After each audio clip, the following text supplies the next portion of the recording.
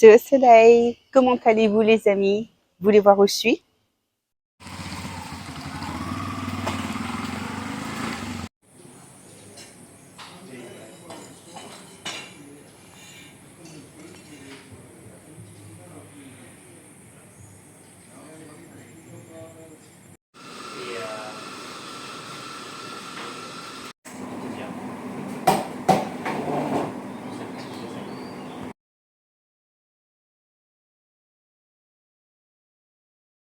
Nous sommes au Bayonne Café. C'est une école d'application pour des jeunes en formation en pâtisserie.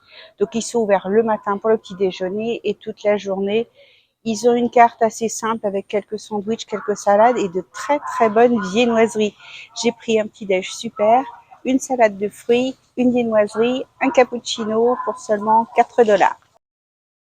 Comme promis, je vais vous parler aujourd'hui de sites pour pouvoir trouver du travail et travailler en ligne depuis où on veut. Le tout, c'est d'avoir un ordinateur, un téléphone, une connexion Internet. Les deux que j'ai préférés et qui me concernent le plus, ce sont Upwork et TranscribeMe parce qu'ils font de la traduction, de la transcription et du doublage. Pour TranscribeMe, pardon, il y a un test écrit à passer et il y a un livret comme ça à lire sur tout ce qu'il faut faire au point de vue ponctuation, lorsqu'il y a des a dans les discours des personnes, s'il y a des rires, donc c'est très très très pointu.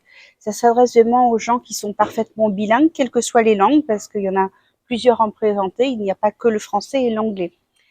Upwork, c'est donc plus pour des doublages et de la traduction. Il est moins pointu, donc c'est pas le même genre de traduction non plus. C'est peut-être plus évident si on maîtrise un peu moins bien les deux langues. Le site le plus connu, qui est très utilisé depuis des années, c'est peut-être même un des premiers qui a existé pour ça, c'est Fiverr. Alors par contre, attention, parce que j'ai l'impression qu'il y a des scams sur Fiverr, donc méfiez-vous. J'ai un monsieur qui a voulu me payer, mais qui voulait me donner des informations qu'une fois qu'il avait payé. Bon, je lui ai même pas répondu. Voilà, donc gardez quand même un œil, soyez vigilants.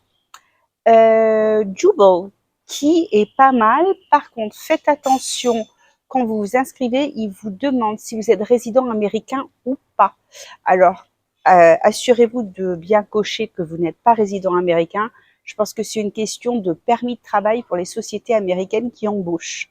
Vous pouvez quand même travailler pour d'autres personnes sur Jubal, mais pas des sociétés américaines.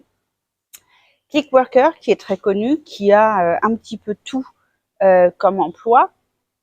Flex Jobs, alors ça, c'est pas mal aussi. Par contre, il faut spécifier votre localisation. Non pas que ça sert vraiment à grand chose, étant donné que c'est du travail à distance, mais c'est peut-être pour pouvoir travailler avec le décalage horaire qui vérifie où vous vous trouvez. Donc, ne mentez pas, ça serait dommage.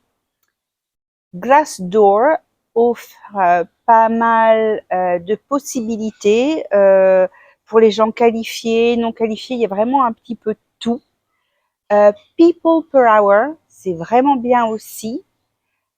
Après, il y a les trucs un peu plus techniques. Donc, pour tout ce qui est IT, il y a Workana, il y a We Work Remotely, Job in SEO et Virtual Assistant Job qui, là, peut être un peu pour différentes personnes parce qu'il y a des junior positions, des senior positions, à vous de voir. Surtout, ne mentez pas, par contre, sur ce que vous savez faire ou ne pas faire parce que comme sur beaucoup de sites maintenant, vous êtes noté, vous avez des commentaires, donc assurez-vous d'avoir que 5 étoiles partout où vous passez. Sur certains sites, on va vous demander de remplir un formulaire, de faire une petite présentation et de vous-même et de votre expérience. Sur d'autres, on va vous demander de mettre directement votre CV. Donc, ayez un CV à jour, en anglais évidemment, oui, parce que tous ces sites, c'est quand même des sites en anglais et non pas en français. Donc, pareil, si vous avez besoin de cours d'anglais, n'oubliez pas que je suis là. Si vous voulez payer avec le CPF, je ne peux pas l'encaisser, mais je peux vous recommander un centre de langue pour lequel j'ai travaillé auparavant dans le sud de la France, qui fait aussi bien en présentiel qu'en distanciel. Essayez de vous démarquer des autres, essayez d'apporter un petit plus. Pourquoi on va vous choisir vous et pas un autre? C'est le même principe que l'entretien professionnel.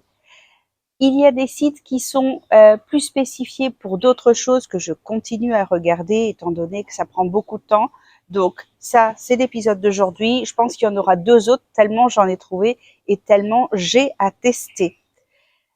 Si vous avez des questions, n'hésitez pas de me les mettre dans mes commentaires et je vous répondrai avec grand plaisir.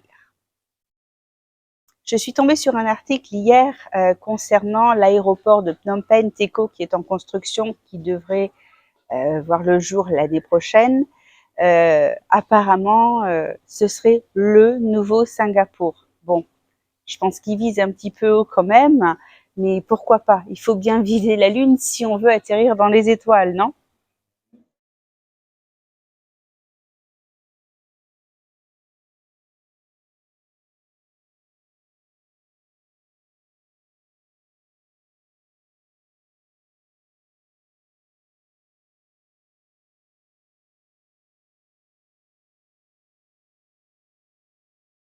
Il y avait cette semaine une course de bateaux à Battambang, histoire de fêter la fête de l'eau, qui n'est pas fêtée au même moment dans toutes les provinces. Battambang, c'était cette semaine. Il y a eu une autre province aussi, tandis que Siem Reap, ce sera le 14 novembre.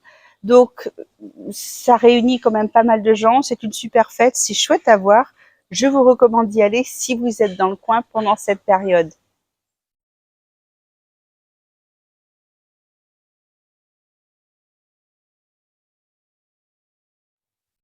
Et ça n'a rien à voir avec la fête de l'eau qu'il y a pour le Nouvel An Khmer au mois d'avril. Bon, selon les années, vous savez que ça change parce qu'ils n'ont pas le même calendrier. Il y avait hier soir à The Gallery by the River une exposition par l'artiste Sofanissor, qui est une jeune Khmer qui a à peu près 35 ans. Donc elle exposait hier soir ses peintures qui représentent énormément l'époque Khmer Rouge, génocide qu'il y a eu dans tout le pays. Je vous laisse regarder ces peintures et je vous dis à la semaine prochaine. Merci les amis et n'oubliez pas de liker cette vidéo et de vous abonner à ma chaîne. Bye bye, à dimanche prochain.